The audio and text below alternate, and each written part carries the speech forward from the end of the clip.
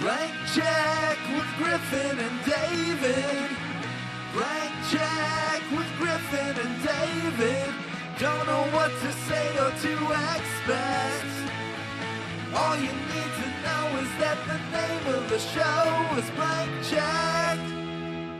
Would you like anything, sir? We'll charge it to the Underhills account. Yes, I'll have a Bloody Mary and a steak sandwich and a podcast. Oh, that was great. That was so good. Oh, my God. Hey, guys, welcome to Blank Check with Griffin and David. This is a podcast where we keep going, baby. We take directors' films and we watch them from start to finish. You got this, baby boy. And, you know, we usually try to zero in on and where around in their filmography they started becoming a blank check director. So here on the podcast, you have, of course, your guest host. This is producer Ben, and as always, we have the two regular hosts. We have David Sims. Yeah, hi. And we have Griffin Newman. He's gesturing. The hashtag the two friends. The hashtag the two friends. Nailed it. Boom. And so yeah, we're gonna be discussing the 1985 comedy film starring one Chevy Chase called Fletch. That's right, because this is Ben's choice. Yeah, no, Ben, as you said, this podcast usually is about blank checks when filmmakers have the success to then have a blank check to make whatever they want.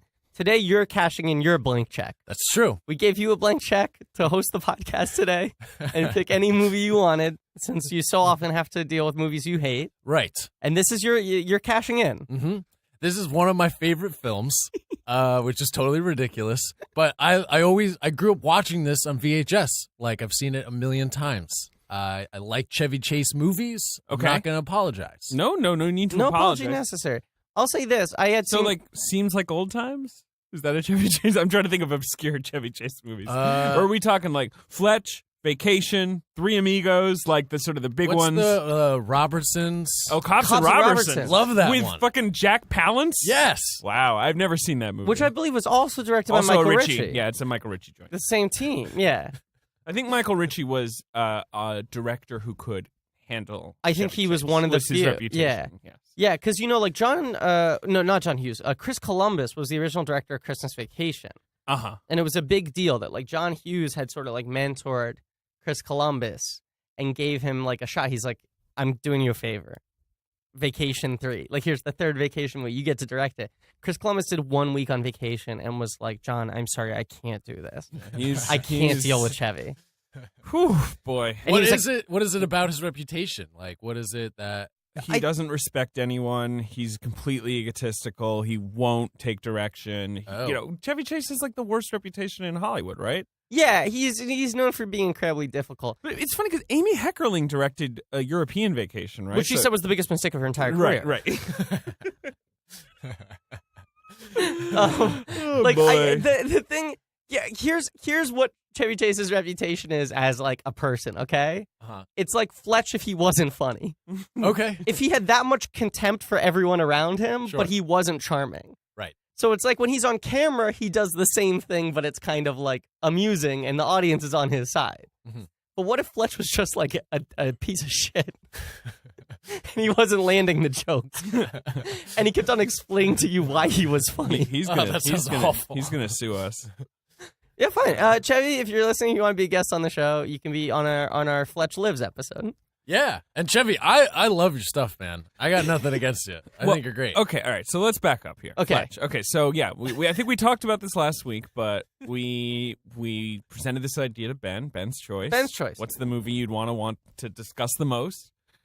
And just right out of the One-word a answer. gun, he just fired Fletch. One word right. answer within 30 seconds. So Yeah. so just to dig in, Ben, where you're from New Jersey, right? I am. From New Jersey. Yes. And this was a film you owned on VHS? Mm-hmm. Yeah. I will say, all right, like, I'm not that big of a film buff, okay, comparatively to you guys. Sure, whatever. You are Yeah. our finest film critic, but sure, I understand what you're saying. you're just You know, yeah. I'm the everyman's film critic, you know? But I'll say that, like, growing up, I had some pretty trashy friends. A lot of the movies we enjoyed are pretty, like, you know, they're bad action movies, they're bad comedies. Sure, Like, whatever. I have this weird soft spot for those kinds of, like, I films. we've all got those. Oh, yeah. I'm sure Griffin has those. I definitely have Oh, those. no movies, question. movies that you kind of just grow up watching for some reason or another. Right. Just literally, like, I owned Clear and Present Danger on VHS for some reason. Like, I don't know why. It was like $5 at a Under store Siege once. 2 is like one of my faves. So I've seen that movie a lot of times. It's not that good. I've It's not terrible. It's I've fine. seen the Harlan Williams motion picture Rocket Man probably like 60 times. I have never seen that film. I mean, if you ask me, I think it's a masterpiece. I can't watch it objectively. This anymore. is the thing. If you watch a movie enough, Yeah. it becomes impossible to criticize because it's Yeah. like, well, why didn't they do this differently? You're just like, what do you mean? Like That's Rocket Man. It's iconic. That's how- what happens in the movie. That's what happens in Rocket Man. He farts in the suit, and the two suits are How have you tethered seen together. that like 50 times? You know why? Because my mom would take me to all these like stupid comedies, and she hated them all. Sure. And Rocket Man was the only one that she found funny. That's really funny. And so it was like this big bonding thing with my mom where we'd like watch Rocket Man together all the time. And then she was like, we got to show James. So when it came out on video, we watched it with my brother. And then when my sister was born, we would say like, when do you think Romley's going to be old enough to watch Rocket Man? It's a tradition. You know, it's like, my mom hates dumb comedies. Every family has these. Like Yeah. my friend, the movie was Clifford. You know that movie? Yeah. My former roommate Andy. His whole family was obsessed with Clifford. Their dog was called Clifford, and it's just because they owned it on VHS for some reason. I don't know. So okay, I'll say that here are a couple questions I have for you, Ben. Okay. Yeah. And I know you feel like you're very on the defensive. You got to sell us Yeah, on this this movie. is the thing. We like the movie. And we I don't positioned it as you have to sell us on it being great, which I know made it sound a little more antagonistic. I said I'd seen it once before and I thought it was okay. David hadn't seen it before. David watched it, liked it a lot, right?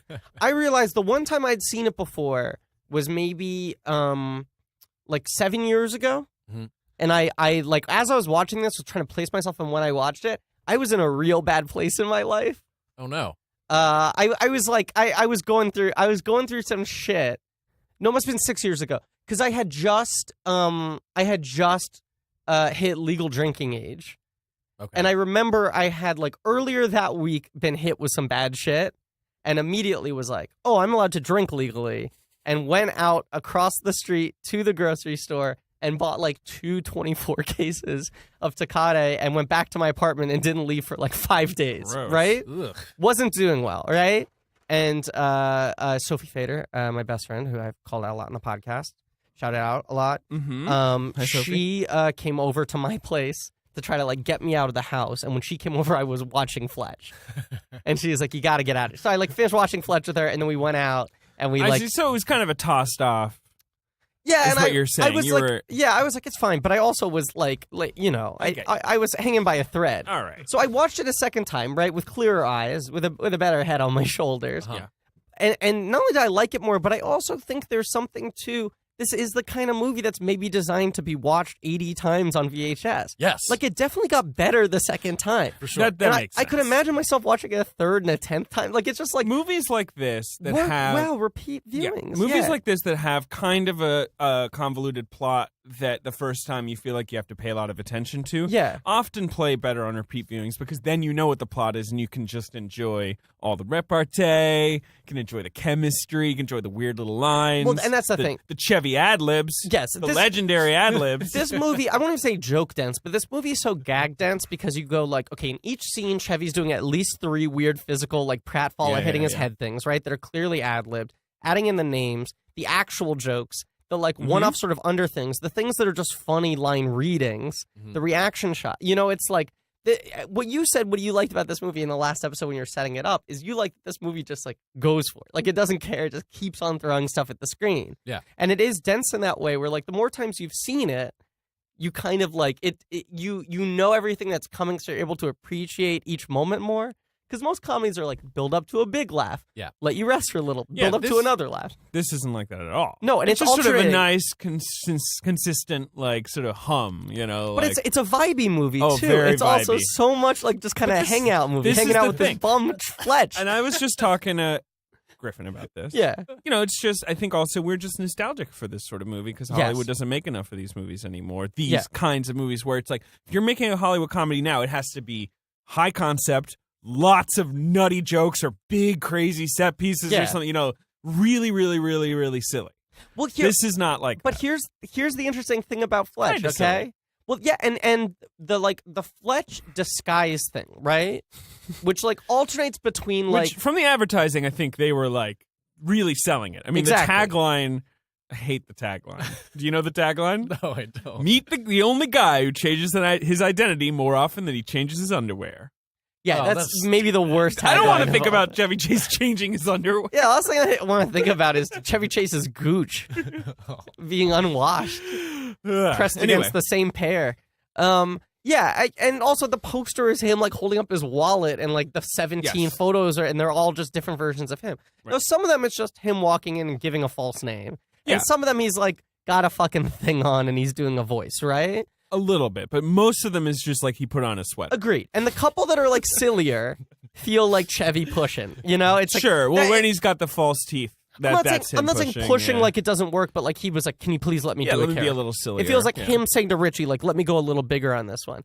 And I feel like when you're talking about that the movies of this ilk are a lot less grounded in reality right now, are a lot sillier, I feel like in a way Fletch is like emblematic of everything that was good about these types of films in this time period, but also lit the fuse that fucked them up for the future. Because you look Oh, at that's something interesting. like Blue Streak, right?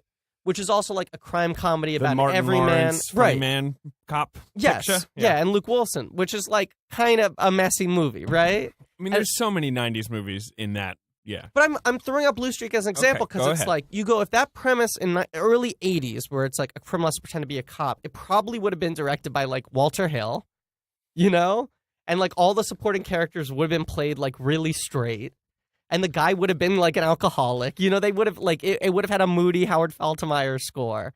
But instead in Blue Streak, it's got all these scenes where like Martin Lawrence dresses up as a character to go undercover, and he's like playing it to the nines. Like he's doing like an all that character, you know? No, he'd been in Bad Boys though. Let's not forget that he'd been in Bad Boys. Right, which I'm saying is grounded. Yeah. But like Blue Streak is like big, Wait, and he's why- wearing the funny teeth and Why whatever. are we talking about Blue Because Streak? I'm saying that Fletch does that a couple times, but it does it in a pretty like Yeah. contained way. I agree. And I think people were like, "Oh, that's fun if you have a comedy guy and he could do a bunch of characters and stuff like that." And it started to like make the movies down the line, bit by bit, sillier and sillier. Where like I can't remember the last time. I mean, like Nice Guys is the last like kind of crime comedy that feels grounded in like a reality and like a sadness. The reason I really want to do Martin Brest someday is you Yeah, got he's a Midnight good Run one. and Beverly Hills Cop, which are like the platonic ideal of this kind of film, you know? Beverly Hills Cop and Fletch have the same soundtrack. Yes. They're very, very similar movies.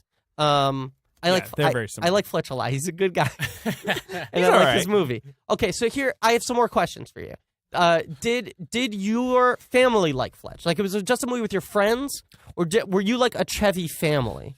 We were not a Chevy family. Interesting. My dad is so stubborn with comedy. He really hates Chevy. Really? Yes. Chevy's pretty hateable. Okay, because sure. my dad did too, and I was definitely raised in a household that was like Chevy sucks. Bill Murray's great. Chevy sucks. Oh, weird. My dad thought Chevy Chase was a genius, but not so much with the movies, just SNL. Like he was like, that's the greatest thing that ever happened. Even when I He got would talk into about like, his update all the time. See, when all the time. when I got into like 70s SNL when I was like 10 and I was watching the old VHSs, my dad was like, oh, Chevy.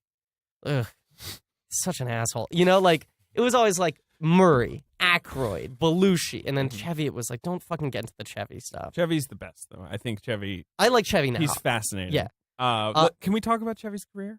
Or what I do you, want to what ask do you some wanna more say? Ben Okay. questions, just because this is an episode. All right. Okay, so your dad didn't like Chevy. Who did your dad like comedically? He loved Mel Brooks. Okay, Albert Brooks. the Brookses. Good calls.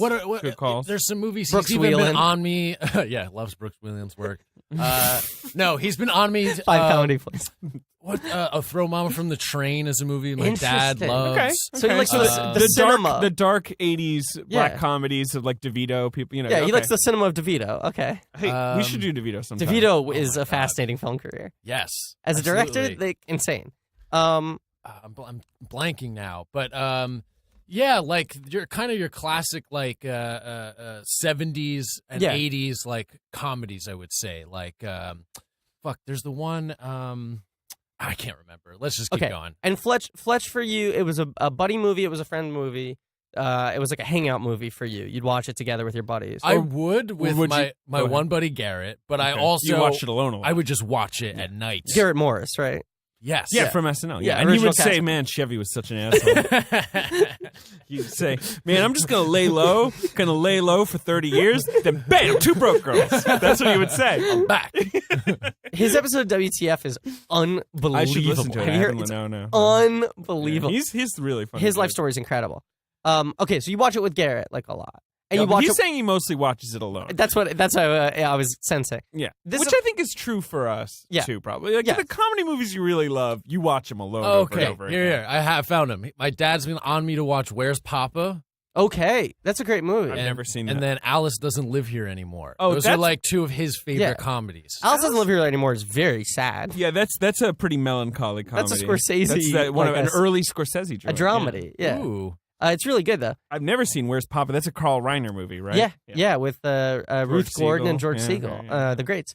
And Okay, Ron Liebman. Don't sleep on Ron Liebman. this is my last sort of like prelude question because I'm just trying to set out the groundwork. landscape, Yeah, right? sure, Okay. sure. Where do you stand on Fletch Lives?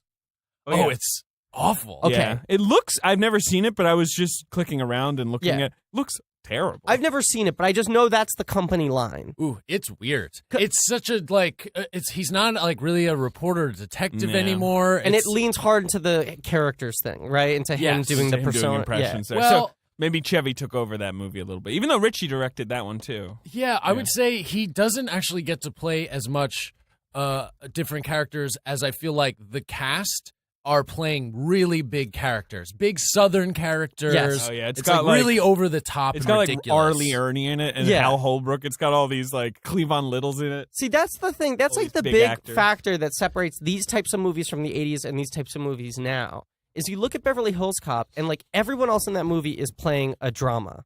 And that's Sure. what makes Same it so with 48 funny. hours. Right. 48 which Hours is is a the great same example way. of this Midnight genre. Run is the same way. Like Yeah. it's Yaphet Yeah. Kotto, who's like genuinely scary. No, absolutely. Is the cop Absolutely. chasing them, Yeah. you know? And in Fletch, that works. That like everyone else is like a real fucking human being. Yeah. So yeah, because I watching this for the second time, I was like, how did they not make 10 of these? And it is just that Fletch Lives killed it so hard that they just like Well, no, let and it just be. Chevy's career just sort of flamed out. But I think it was also people hated Fletch Lives and it bombed. That really makes sense. hard. That makes yeah. sense. I But think I mean- it was those two things in parallel. I mean, we're going to talk about the box office because you guys gave me a juicy mid-'80s movie, so I'm real excited to talk about to the try box to do the office of the top- mid-'80s. yeah. Oh, boy. But, it wasn't like a huge hit. I think it was like one of those nice, like, sort of did fine, got a lot of cult following, sort of a good underground. and like, the sequel also came like 4 or 5 years 4 or 5 later. years later, yeah. I mean, I think it did like 50, which today would be like 90, 80 or good. 90. Pretty That's good. like a solid showing, and it probably did crazy fucking well on video That's and on the like thing. HBO and stuff. I mean, this was the first generation of movies that like the second run on HBO was a year or two after it came out in theaters, and that replay could really build up like a cult for a movie. Okay, so let's talk about Chevy's career a little bit, because I know this movie was kind of his comeback after like the back pain pill shit. Well, this is the thing. Yeah. His career was weird because obviously he breaks out on SNL in 75, 6? 75, the first 75, season. 76. He's yeah. gone at the That end of the season. first season. He's gone in 1976. He doesn't have a hit movie until Caddyshack, which is 1980. So he's kind of just around. What for about you. I thought the Neil Simon one seems like Old Times did okay. Seems like Old Times is also 1980. Oh, really? Yeah. So what does he do between He makes like a movie called Tunnel Vision, which I've never heard of. Okay. I don't think that's even a movie. That's like a weird anthology film. He makes a movie called Foul Play, which he gets like a decent that hit movie with did, Goldie yeah, Hawn. did Yeah. decently, yeah. And he makes a movie called Oh Heavenly Dog, Which is a Benji sequel where Chevy Chase is reincarnated as Benji. I'm sorry, it's not a That's Benji insane. sequel. It's a movie starring Benji. Yes. It's not part of the Benji chronology. It is billed as Chevy Chase and Benji. The big in selling Oh point Heavenly was it was Dog. the dog from Benji, and it's Chevy Chase gets reincarnated as that dog, and it's like his It's voice. set in like London. Yes. It's, Anyway. it's Chevy Chase doing voiceover for Benji playing a different dog in London. But then he has Caddyshack, which Yeah. is like a big hit and like only grows like after it's it's like a Yeah. big hit on release and then even bigger and bigger the more you think about it or whatever. Another interesting stat is that he was the original choice to play. Why am I forgetting the character now? But it's Richard Matheson's character in Animal House. Not you mean Otter. Tim Matheson's Tim character. Matheson's character. Yes, I'm sorry. The villain. Not Otter. No, he's not the Oh, villain. he's not the villain. He's sort of the main, like, super He's the straight slick. man. Right. Yeah. It's not Otter, it's the other one. Yeah. Yeah, Peter Reigert's Otter. I don't know. Anyway, the original plan was that, like, Animal House was going to be all SNL. Right. And it's going to be, like, Aykroyd was D-Day. Right. That was Chevy's character, and then Belushi. And I think Murray was maybe going to play Otter. And then they were like, we don't want it to seem like an SNL movie. Sure. It's like, push the other guys out. But yeah, okay, so 80, Caddyshack big. He's got Seems Like Old Times that year. And then again, he's kind of messing around. He makes Under the Rainbow, which is like a weird, I don't know. It's about behind the scenes of Wizard of Oz. It's Movie. It's it was a like murder a total mystery bomb. with him and Carrie Fisher investigating the murder of a munchkin. He makes a movie called Modern Problems that I think kind of goes nowhere. And then in 83, he's got Vacation. So it's like, okay, you're back. All right, here we go, Chevy. Like, you're going to be a big star. And then when does a couple the years, and then cocaine Fletch. start? And well, probably right there in that early 80s. Okay, we're in that sweet spot. Yeah. All right. But I know right before Fletch he has a back injury, and then he gets addicted to back pain pills. And that's like the big one that's kind of public. Sure. Where then he goes into rehab, and it becomes like a public story that like Chevy has a problem. Like the coke thing was just sort of like, oh, he's clearly like he's in the thing. The back pain thing was like, this guy's washed up, like he's a fucking mess. And at that point, his reputation was starting to like catch up with him. So I know like part of Fletch, and I think why Fletch is so good is that like Michael Ritchie kind of had something on him because he was like, you got to prove yourself now, right? Right. Let me see what I feel like I read something about this. Yeah, so this is based on a book. Have you ever read the book? I've not read the book. There are 11 books by Gregory MacDonald. Oh, that's cool. There's a full Fletch series, which is why like everyone thought it was so going to be like a bunch of movies. Here, I did not know this. Fletch, Confess Fletch, Fletch's Fortune, Fletch's Moxie, Fletch and the Man Who, Fletch is In, Fletch 1, Fletch 2, like it on and on and on and on. Fletch 1 is the prequel. Yeah, but it's also spelled WON. Yes. It's about his first story, but also it's how he won the story.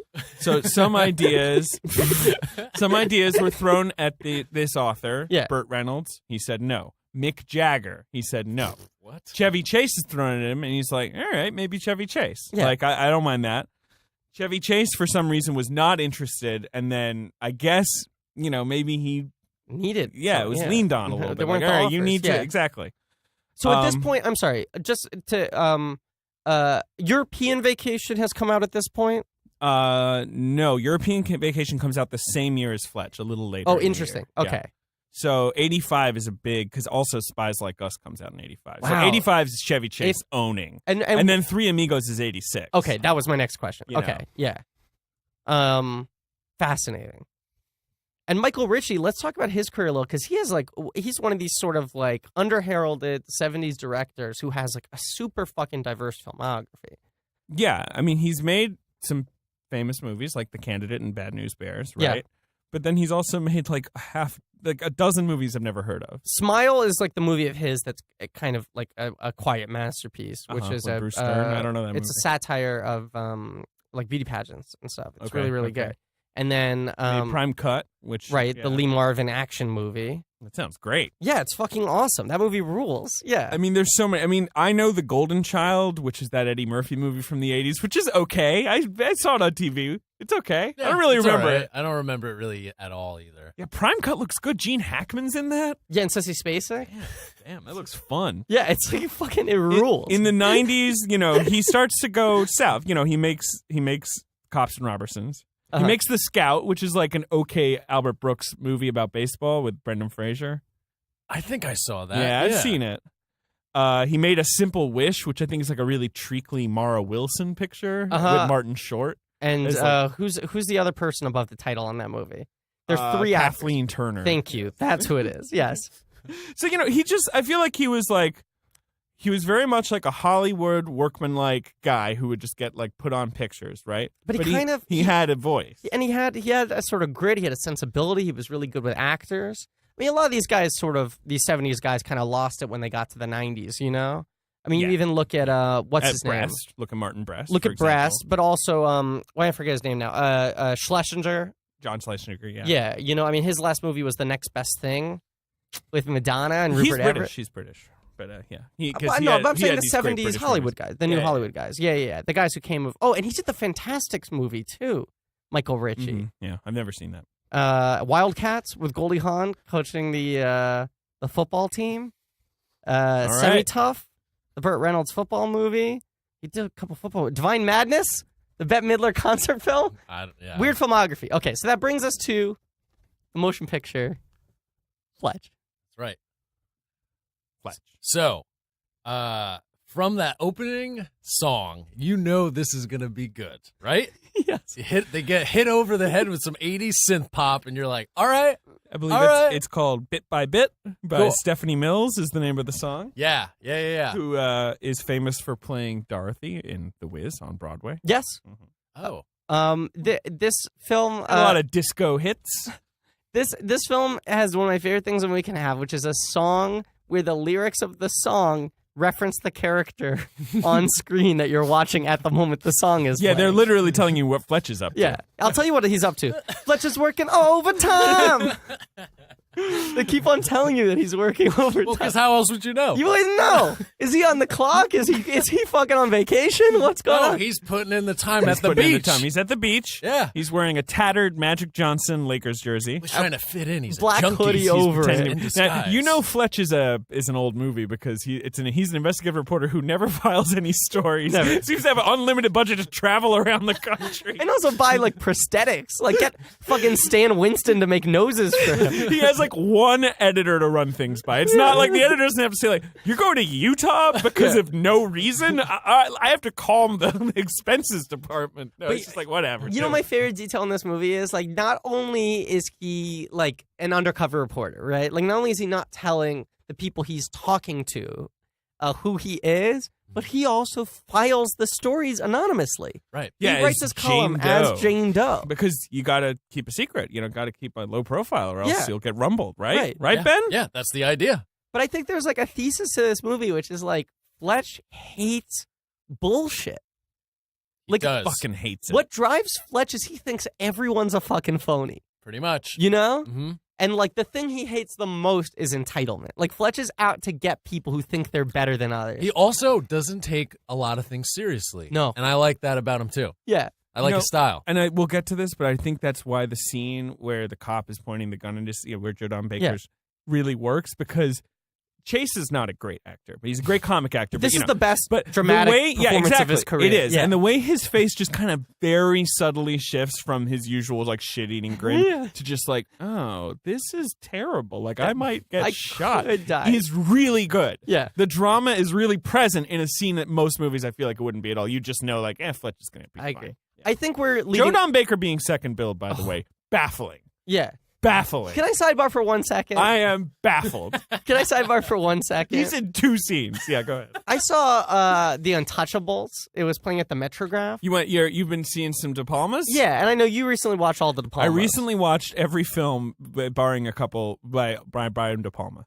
Yeah. Do you remember what the billing is on The Untouchables?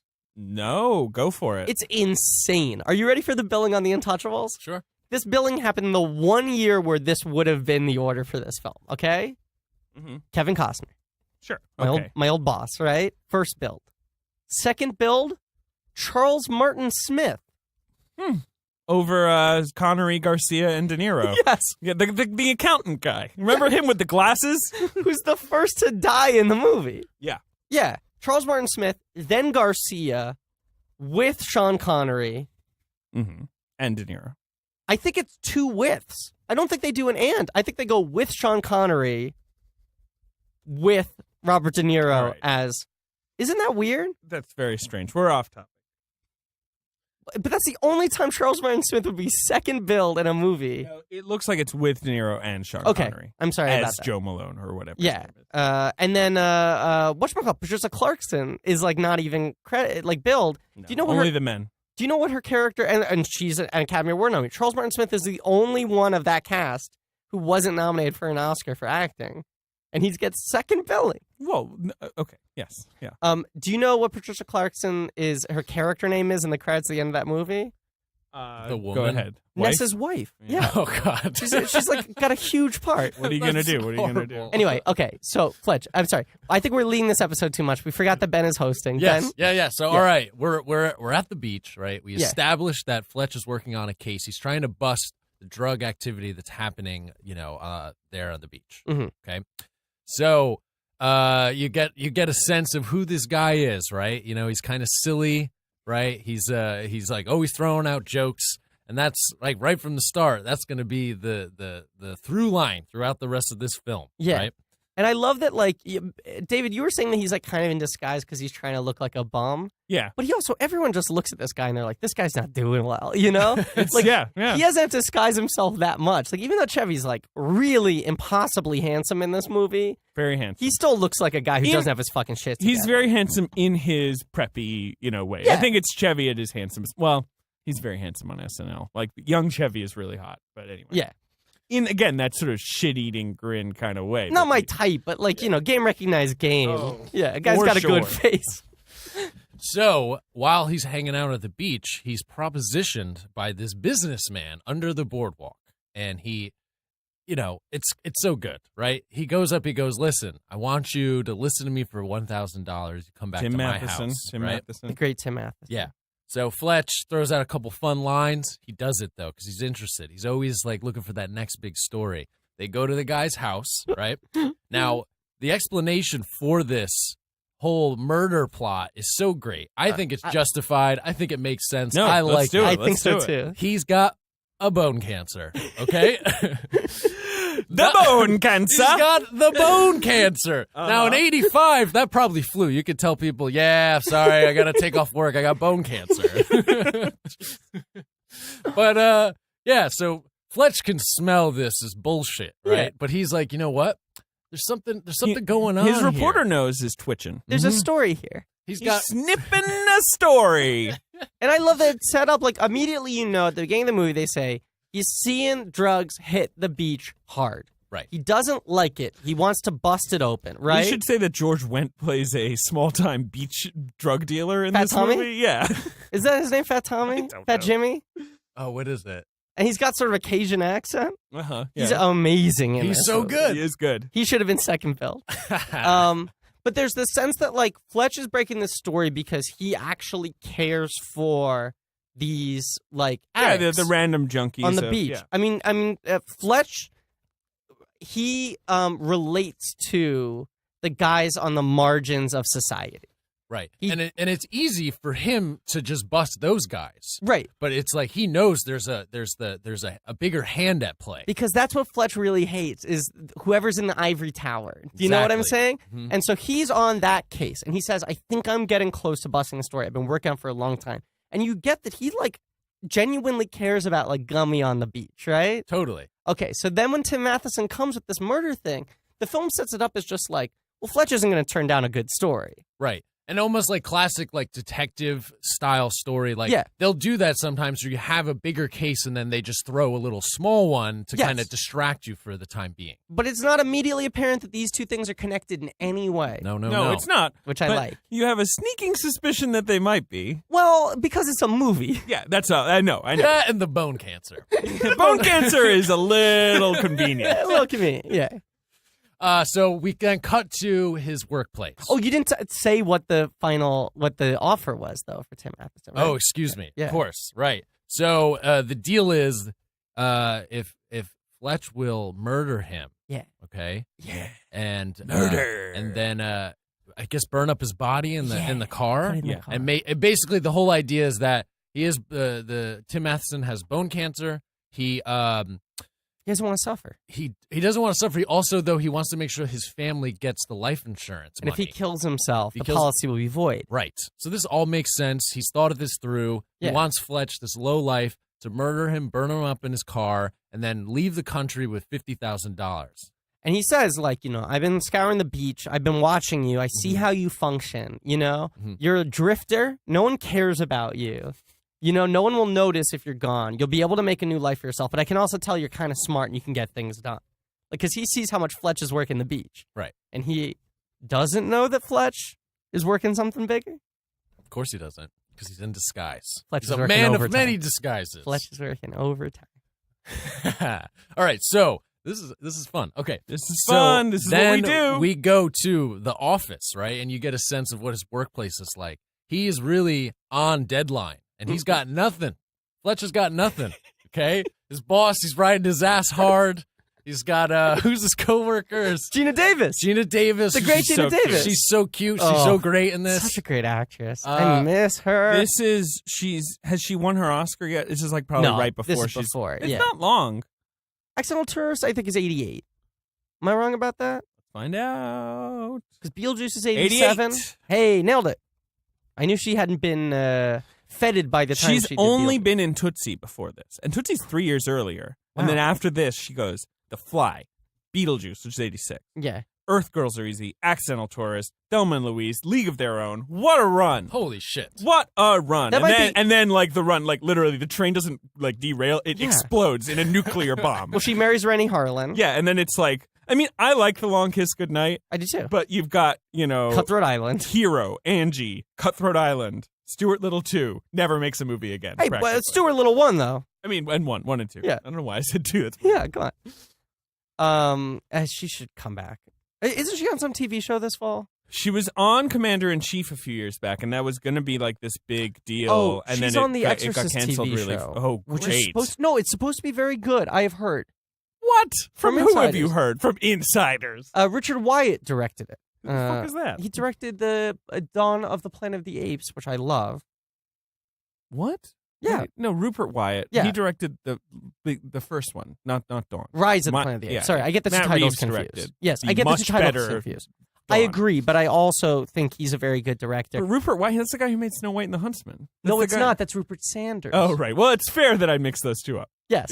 Yeah. Rupert Wyatt is much better, though. The Exorcist script is supposed to be good. Geena Davis is on. I hope it's a comeback. Anyway, Hey. he's in the office. Right, he's in the office. We meet his boss, played by Libertini. I don't know his first name. Ben is looking up Richard his- Libertini. I'm Richard trying to Libertini. throw facts out. I don't know. Yeah, You his guys are- boss is just, I mean, this is the thing about it. It's almost like Fletch is a cop because his boss literally is like the police lieutenant. He's Yeah. like, damn it, Fletch, Yeah. you're driving me crazy. Yeah. Like he's like bald and like, ah. And that's what I love about this movie because it's a mix of all the things that I'm super into. I like pulpy detective kind of stuff. Yeah, I love the absolutely. hard-boiled cop kind of story. Yeah. But then he's also a funny guy. It's a fun, but it's also, I like a reporter movie. Yeah. There's not enough good reporter It's a good movies. mix of all this stuff. So it just excites me. It really does. Well, it's the sense that like Fletch takes the responsibility of being a journalist very seriously. Mhm. Like weirdly, like he doesn't take anything else seriously, but like his editor is going like, Fletch, I need a story tomorrow. We're going to press.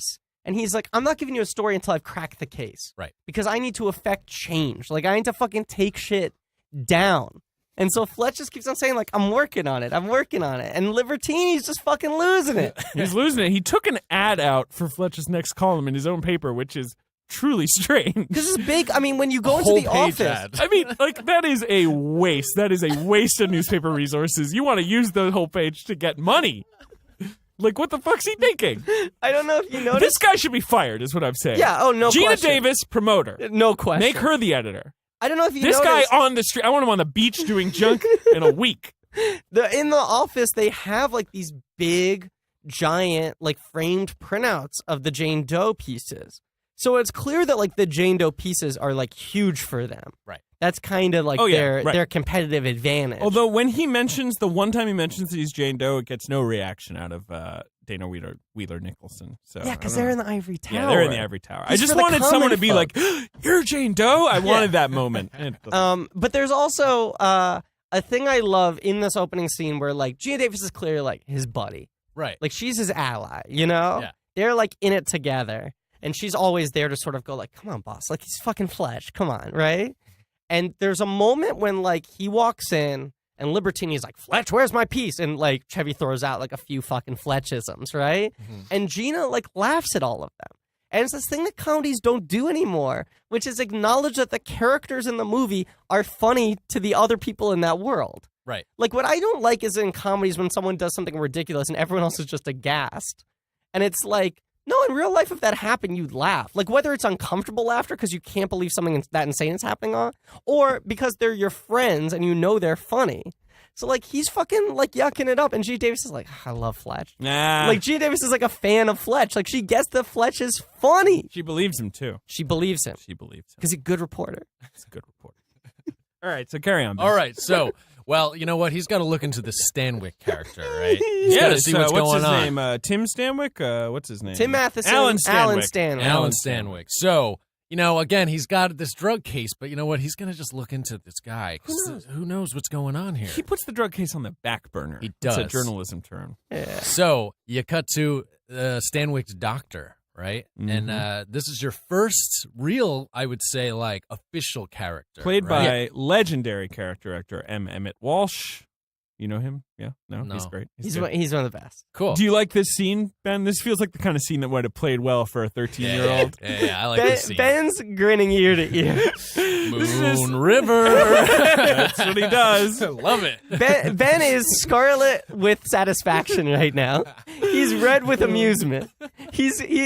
I'm not joking. He's bright red because he's laughing so hard. Oh, Ben's man. just thinking about Fletch and he's laughing. So funny.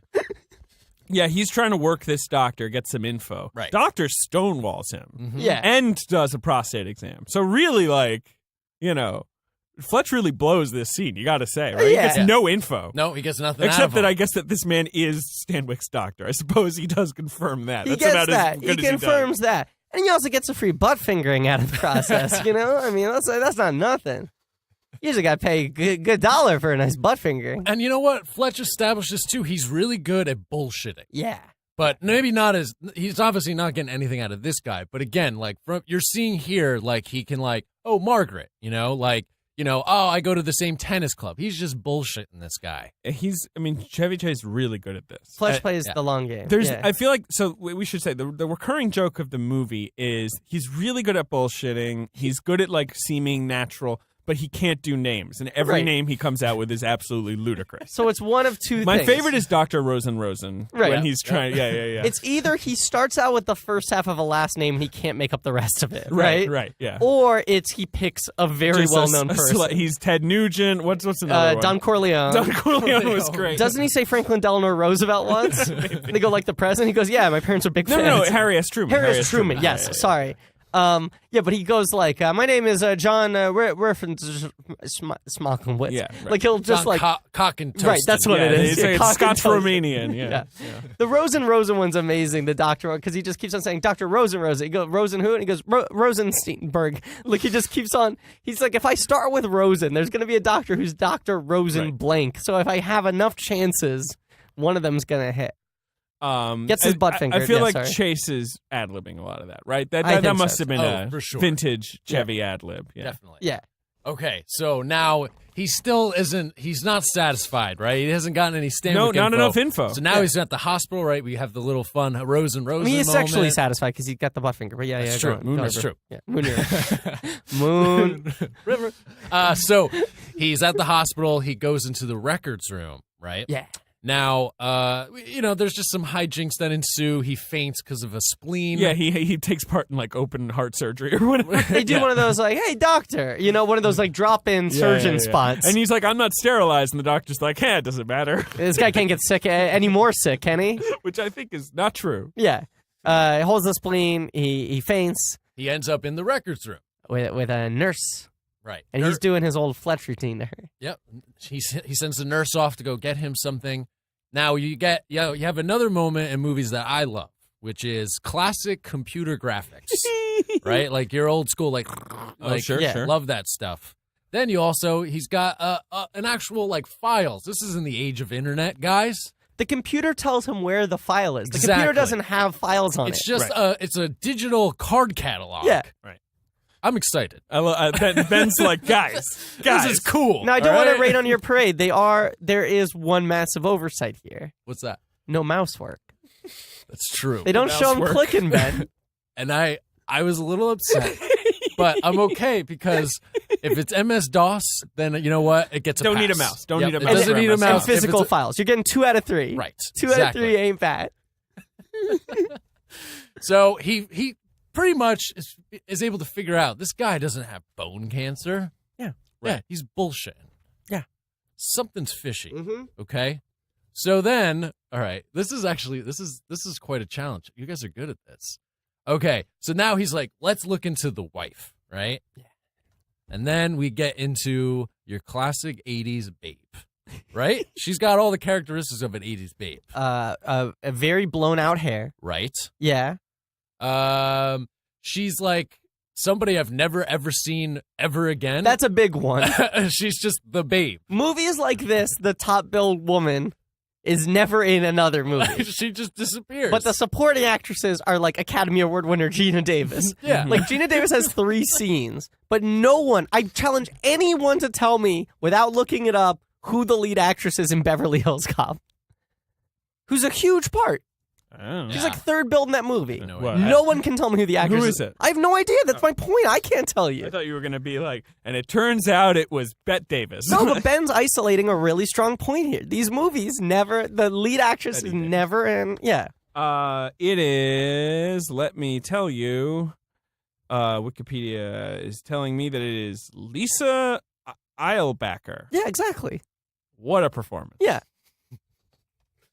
So we're at the tennis club. You get a bunch of really fun little hijinks. I mean, I've already, at the top of the episode, right, he overhears this douchebag guy. Asshole being mean to a waiter. Right, yeah, Mr. Underhill. So Underhill. He keeps on yelling at him. And he's going to fucking get this guy because, again, he's against those, but this is what entitlement. This is what I like. It's not like, I mean, the way you're making it sound, it's like Chevy Chase turns to the camera and he's like, hey, rich people. It's all very underhanded and, like, calm. He just fucks these guys over and over. He doesn't like them. And also, it's very relaxed and subtle. I think it's good. I really do. Too. And the way the Underhill thing is established is just like, it's like a fucking tracking shot. He's walking by them. It seems like it's maybe taken in the club. Yeah. And it seems like it's maybe just sort of ambiance, right? It's character detail. They don't hit it too hard. He's just being really disrespectful to this waiter and saying his name a couple times. Like, don't you know who I am? Underhill. Mm-hmm. And then like 2 scenes later, I mean, not 2 scenes later, but like a minute or 2 pass.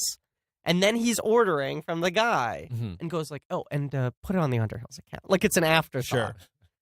And it's just like, yeah, fucking like treat other people well. Right. Like don't pull rank. You're not better than Gummy on the beach. Gummy's a good man. You fucking He's just falling under hard times. Yeah. He's being taken advantage of. Yeah. So now I'm going to order a Bloody Mary steak sandwich and a steak sandwich. Yeah, it's a great Love job. it. Love it so much. Yeah. Okay, so he flirts with her a little bit. Again, it's still not really clear what's happening with this storyline comparatively to the drug storyline. No, and he's doing the classic Fletch, like, who are you, Dave? Dave who? Dave. Met the cock and toast. Right. And then he does the go on. Yeah. No, you got it. What's up? No, I was remembering it was earlier with the doctor where he does that thing where he's like, I don't know you from the club. I've never seen your name. And he's like, oh, my aunt, Mrs. Smith. And he's like, Dorothy or Mildred. Yeah. And he's like, Dorothy. He's like, he says yes. Yeah. Right. Yeah. And she goes, which one is it? Yeah. Right. This is the big Fletch thing, is he says something that's incorrect, someone catches him in the lie, and he doubles down on it. So, like, in that doctor scene, he goes, like, Mildred, and she goes, like, oh, shame about what happened to Reg, right? Right. And he goes, it was very sudden. sudden, yeah. He's like, what do you mean? He was in intensive care for weeks. He's like, yeah, but it was sudden when he died, like, the actual moment of his death. Right. And he does the same thing here, where it's like, when she's like, where do I know you from? The wedding. I didn't see you there. Well, it was my wedding. I was at your wedding. Yeah. I mean, he's just, like, constantly, like, you can't catch Fletch. Can't catch Fletch. He's unflappable. That's right. Yeah. All right. You can't Fletch catch. You can't. Fletch me if you can, bro. What if that's the name of the episode? Oh, that's good. Whatever. We'll talk about it. Okay. All right. So, he's still not getting to the bottom of this guy. Now, I'm pretty sure, correct me if I'm wrong, this is when he goes home to his bachelor pad. Correct. Right? Yeah. Cool ass bachelor pad. Walks in, ass bachelor pad. Immediately pulls some lever off the ceiling, basketball comes out, he fucking also shoots, he scores. He's divorced, we learned that, right? And I mean, it's not cool to not pay alimony, but when I was a kid, I was like, this guy's cool. He's like in the shit, he's like a master of disguise, he's like kind of like a bullshitter. He's like running, like climbing up a fire escape to get away from his bad finances. Right. Like, I mean, cool guy. He uses a credit card to like unhatch the unlatch the hinge right on the window. Mm-hmm. And then his apartment's filled with Laker stuff. right? He's got a basketball hoop right in his apartment. George Weiner comes in as like the collection agents, like need the alimony. Yep. And he's like, come on, my wife like fucking fucked me over. She's with a guy right now who's got tons of money. She's just trying to fleece me. She cheated on me the whole time with everybody. I mean, I can't believe like I got stuck with this deal in court. He's like, well, because your lawyer was sleeping with her too. That's a little moment where he's like, really? Yeah, and he he's didn't like, know. look, the past is the past. Chevy sells that. Yeah. He's shocked But the way he says, like, by this further betrayal. the way he says, like, she was sleeping with everybody. Yeah. Isn't even like he's slut shaming her. It's just like, fuck, it's just like I can't catch a break. Like he's kind of sad about it. Like he's not angry or vindictive towards her. But you know he's what? like, fine, let her Well, go. no, he knows he blew it because he's an investigative reporter. Yeah. He was probably always on the job. Didn't have time for her. Yeah, wasn't giving her any attention, probably. Fletch was working It overtime. wasn't. I will say, can I just briefly mention The Nice Guys, which I saw last night? Yeah. And I want to just say, have you seen The Nice Guys? You would enjoy it. If you like Fletch, you'd enjoy this movie. Oh, yeah, I've seen The Nice Guys. You saw it? Mm-hmm. Okay. Yeah, it's really good. Okay, so there's this scene early on where Russell Crowe's character flashes back to a girl breaking up with him. Yeah. And they're just like at dinner. He's like, how are you doing? And she's like, so I've been fucking your dad. And he does the most incredible spit take I've ever seen, which is not the usual, like, spitting it out of your mouth, but he kind of, like, just throws water out of his mouth into the air. It's incredible. It's like, he's, like, taking a drink of water, and he goes, like, "Wah!" I can't.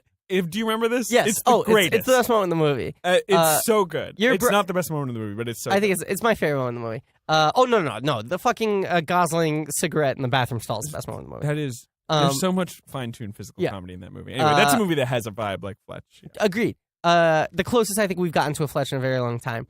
Your brother Joey Sims had a really good tweet review of The Good Guys because I know you saw it together last night. Go ahead. Yeah, we which did. was The Good Guys more like a good movie. Yeah. Nice Guys more like a good movie. Sorry, I fucked that it was up. the thing that I liked. That The Nice Guys he didn't more say like a good nice movie. He said a good movie. Yeah. All right, so so cool place. We get that weird LA Lakers dream sequence. Yeah, that's weird. Although I don't think he's wearing blackface at all. So good he's on not. him. No, he's He's not. wearing an afro. Yeah. Yes. I think Kareem Abdul-Jabbar did a little, contributed to this. Yeah, he's a He's little in it. cameo. Yeah, in he's it. credited, right? Yeah, So special that's appearance. Yeah, that's good him. job, that's buddy. him on the court. Yeah. just saying. Yeah, and he's being interviewed by me saying like Fletch is like the best player they got. No, he's definitely not doing blackface. And the afro is just like, I mean, some white guys had afros at that time. You know, like It's got touches. I mean, it says like he's from Harlem, right? Like when Yeah. they're like, but whatever. You know what? It's a different time, and like it's honestly so stupid. It's this dumb aside, but I sort of like it. we're also far away from bringing down the house. You know, I mean, we're not like edging into that territory. And it's just like, it lets you know, like, what's the most important thing in the world to Fletch? It's the LA Lakers. He loves the LA He He Lakers. does the love the Lakers. Lakers. He really loves them. All right, so what's going on? All right, what's going on? so- I feel like we're losing the Yeah, thread. no, Yeah. and it gets a little confusing around here. But essentially, let's just say Fletch figures out that Stanwyck's wife, Gail, owns some personal stock in this Boyd Aviation. Who's And played by Dana Wheeler-Nicholson. Gail? Dana Wheeler-Nicholson. No, Gail is Oh, you're talking about the real Gail. the real Gail, Yeah, right? Yeah. So he gets some money to go and look into this this real estate in Provo, Utah, Mm-hmm. right? And so this goes on to, there's like the fun stuff where he calls the shady realtor, right? And then he breaks in after the guy's left and like again gets some fucking files. Oh, And he's taking yes. photos. He's got a little, like He's a got little secret camera. yeah, and there's a dog that Yeah. jumps through a window. He's got some great banner with the dog. They play some great Howard Faltermeyer The music. dog almost speaks English. There's that weird gag where he's like trying to distract the dog, and he's like, "Look, defenseless babies" or whatever, and the dog was like, "Woo!" It's a weird moment. It's a very weird moment. Yeah. Okay, so what else? Do you think Benji was pissed that he didn't get that part? Because probably when they sent No, the I don't breakdown think- out, he was like, Yeah. "I've worked with Chevy. I I'm don't think this is Chevy slam and- dunk." I don't think Chevy and Benji got along. Oh, you think probably Yeah, that set- Benji didn't want to problems work on with Chevy set. ever again? Yeah, I think so. Okay, well, so he gets clearance for Utah. He does all the hijinks in Utah. He gets some pictures that clearly are showing him that that whatever, again, it's like it's already getting confusing. I'm trying to explain it. It's like basically he's got evidence that Stanwyck, who's claiming that he's invested all this money into this real estate, he hasn't really. It's only worth like $3,000. Mm-hmm. I also skipped over the part where he goes to the aviation or like the airport and like has the Band-Aid around his nose. Yeah, now we were talking about this earlier probably. This is what we were alluding to. This is Chevy's biggest disguise probably, right? He's got the fake teeth. He's got like a hairpiece. Yeah. This is him at his most SNL. Yeah, well, they're two. There's the broken nose guy, and then there's the like sort of hick airplane repair guy. Oh, right. There's the hick airplane. You got two back to back that are kind of bigger. Right. The airplane repair guy, he interacts with one of my absolute favorite character actors of all time. One of the two repair guys is Burton Gilliam. Okay, I don't know him. Who is also from Blazing Saddles. Okay. He plays like Slim Pickens' right-hand man. This movie was written by Andrew Bergman, who wrote Blazing Saddles. Co-wrote Blazing Saddles. Very interesting. And he also is in Paper Moon. He plays like the bellhop at the hotel. Oh, I love that movie. He's like a great fucking character actor. He's the one who's got kind of like a real leathery face. Yeah. And a big wide grin, and he's the fucking best. But you get another. It's Chevy. It's Fletch. Let me show my proper respect. Please. Trying to pretend that he is an airplane repairman himself. People going like, "You want to check this?" And then he checks the luggage and gets defensive. They can't catch him in a lie. But then you got the great lines where he go like, "What do you need to fix this?" And he goes like, "Get me some cable and 20 medium gauge ball bearings." It's all ball bearings now, boys. Yeah, don't you know? It's all ball bearings now. Yeah, it's a good moment. So really, all the stuff that happens in Utah, you've got him figuring out that the property in Utah. Then he checks into the property; it's worth nothing. Then he finds out by going to the plane, right, and he figures out that he's flying back and forth from L.A. to Utah. Supposedly, he's actually flying to South America. Can I throw out one more line I really like? Please. When he goes into the house and then the guy comes at him with the shotgun. Oh yeah. And it's like, "What are you doing here?" And he's like, "The door's open." And he goes, "The lock was busted." And he goes, "Yeah, so you see what I mean."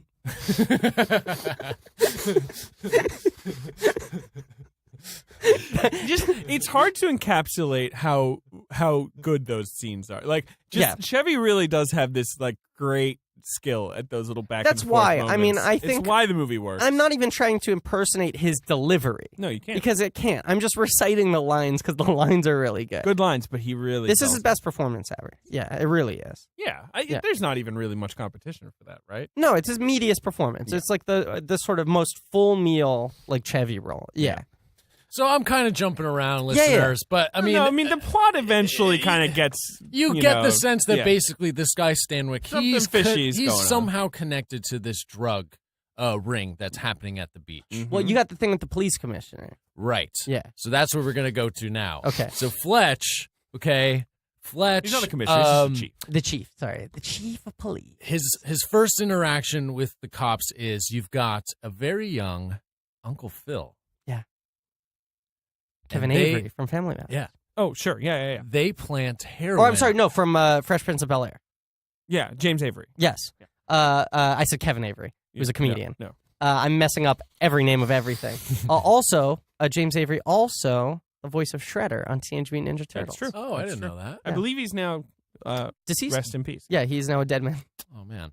Okay. Was Shredder, now dead. Yeah. Great guy. So this is, we're back in L.A. Fletch gets planted with some heroin. He gets brought in to see the chief. Okay? Played by Joe Don Baker. Chief is a bad guy. Ooh. Second build in the film. Yeah, big actor. So yeah, because Joe Don Baker had he's a Bond villain 2 years later in The Living Daylights. Okay. He'd just sort of been around. Anyway, go on. He'd just been around. He was in The Natural the year before. Yeah. And so, all right. So, I mean, it's similar to like, Big Lebowski. It's just like, they bring in the guy who's fucking everything up to see the chief, right? And the chief is basically get your nose out of this. Get your nose out of this. We know you're Jane Doe. But at the same time, what's really clear is that he's kind of giving too much information. Like, you can tell, like, right away that there's something shady about this chief. And Fletch's nose is twitching because right? he smells a story. And Fletch also doesn't like the establishment. No, and he's like, it. fuck this guy, right? And he's throwing lines at him. And then so they go and they bring him into a jail cell. And this, I think, is a really cool scene, right? Because it really the stakes all of a sudden stakes are very high. Get really high, and he's like genuinely scared that this guy's going to murder him. Yeah, it's this thing where he's just like, you know what? I'm probably just going to shoot you, take this knife, stab myself in the arm with it, plant it on your body, kill you.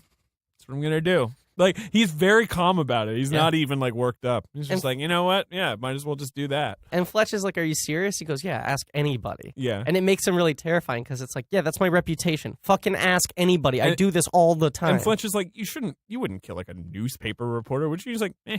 Yeah. And it maybe shouldn't work because it is kind of a ludicrous moment in a way. Mm-hmm. But, Joe Don Baker sells it. He's really scary in that one little moment. Chevy Chase sells the fear. Right. And he's Good present scene. as an actor. He's reacting. He's not mugging. He's like fucking. He's in the moment. Yeah, it's good. And so he gives Chief the beach. He says he will not go there anymore. Yeah, He's not going to continue this investigation. He's not, you put a gun to my head and threatened to kill me. Right. Okay. I'm out. Yeah. Off the beach. Yeah. Now, I mean, I think I skipped over one part where, like, he's kind of going back and forth between the office as well, right, when he is in L.A.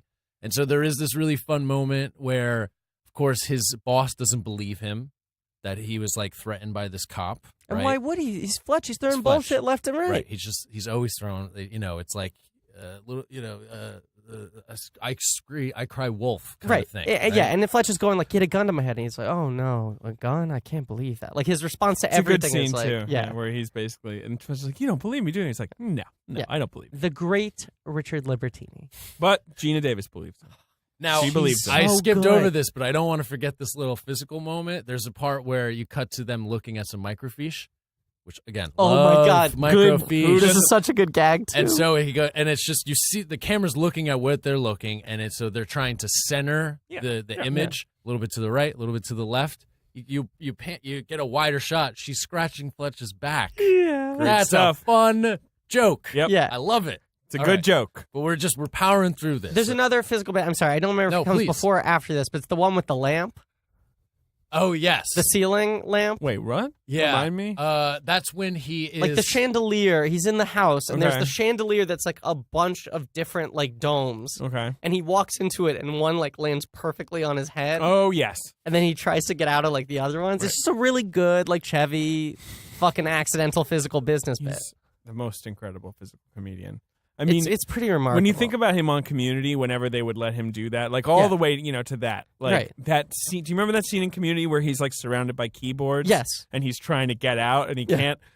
He just can do wonders with And very little. What's yeah. amazing is on Community, even when you watch like the last couple of times he's been on SNL, he can barely move. Yeah, he's Like, not in, right. Yeah, in he's, scenes where he's just supposed to be sitting at a table talking to people, he can't move naturally, but he still can do like the pratfalls. Yeah.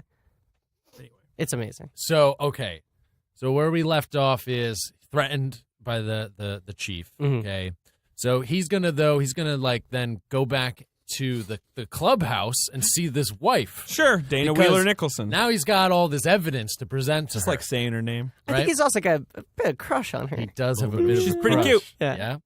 And clearly a divorced guy, pretty lonely, bachelor pad, Yeah, and she's married, but he also knows to a scumbag. to a real Who scumbag. flies to Utah a lot to see his real wife. Yeah. Yeah, well, he doesn't know that yet.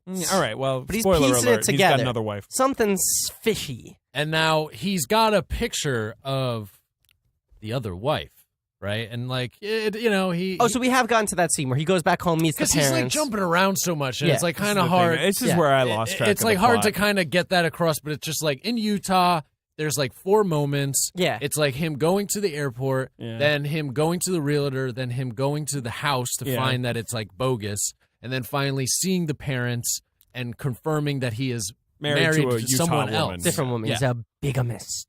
Right. Yeah, it's a little It's a little all over Yeah. the place, but that's all you really need to But know. I'll say goes down smoother the second time. It does. It really does, yeah. And it's this tapestry for which Chevy Chase to be Chevy Chase. Let Chevy be Chevy. That's right.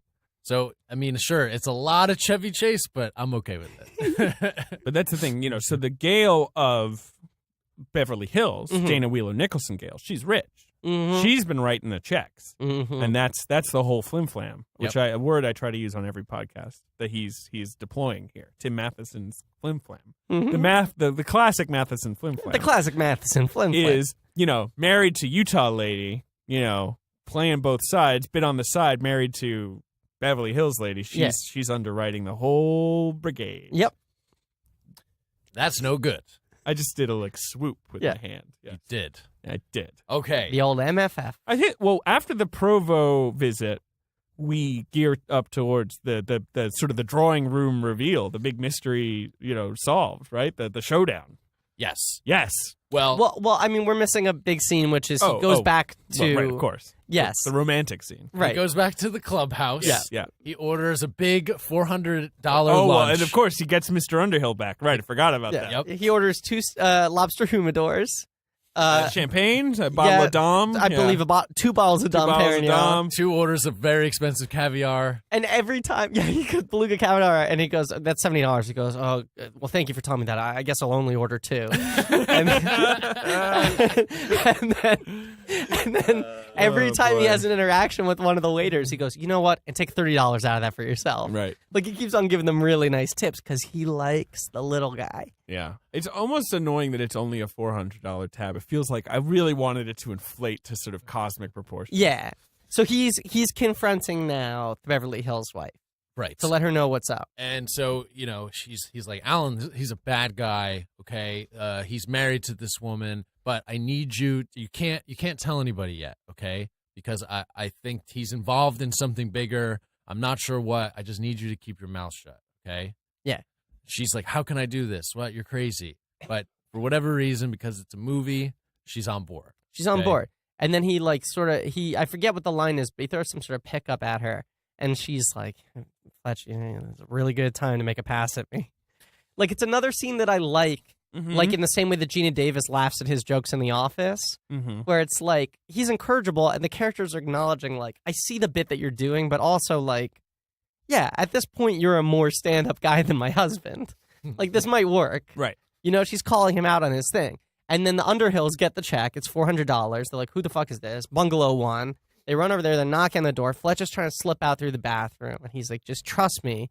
And she gives him one of her husband's suits. Yep. And mentions that you guys are similar builds. Yeah. This is a clue. This is a clue, a key detail to keep in mind. Yeah. Now, we're just kind of jumping around because we want to just get through the plot here, Yeah. right? So there's a great chase scene. I think it's super funny. It's like very silly. It then leads to him going into like what would you say, like a underpass or no, the like meeting of like the older people.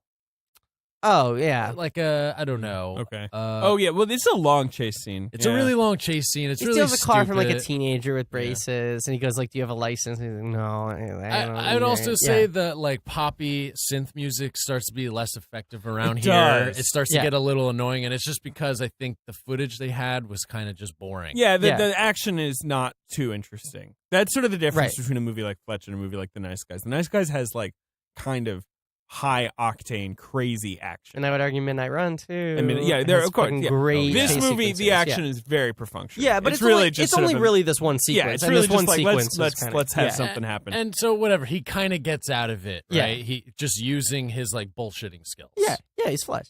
He never did that before. Anyway, but let's go on to the showdown. What does he go to the beach? Because the final beach scene is important too. Right. He goes to the beach looking like sort of a vagabond with a long beard, bald cap. Yeah, right. And he right. finds Gummy, disguise. Yeah. and he's like... Gummy played by Larry Flash Jenkins. An amazing name. Yeah, quite a name.